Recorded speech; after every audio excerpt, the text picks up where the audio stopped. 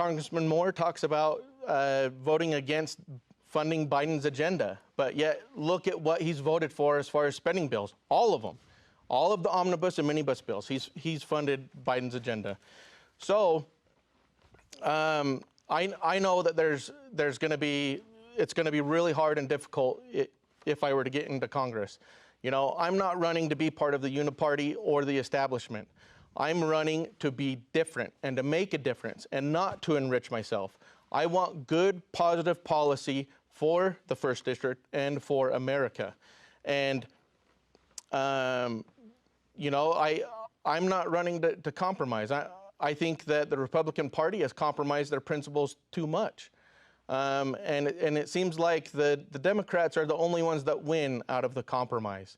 And so I am running to change that, and we need to get real results and implement real policy that's beneficial to the 1st District. So let's talk about the reality here of what's going on. So when I'm in the minority, it's very easy. In fact, I did it vast majority of time, voted against pretty much all of President Biden's spending agenda.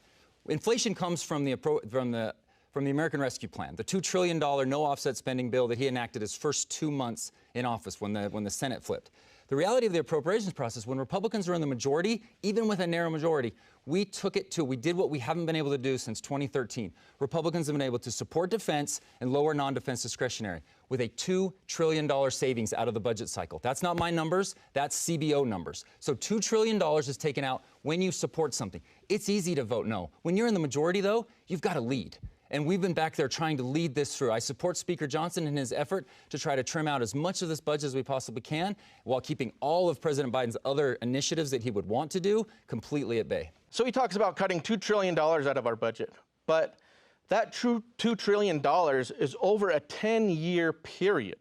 So that means that you will need the majority in Congress in order to approve those spending cuts every single time. So it only helps when we're in the majority, and we can't bank on that.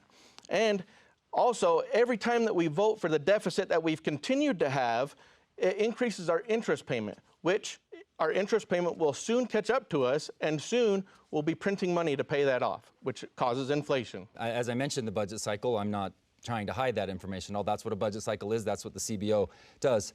The vast majority of the appropriations bill supports our defense, our veterans, our border security, our homeland security.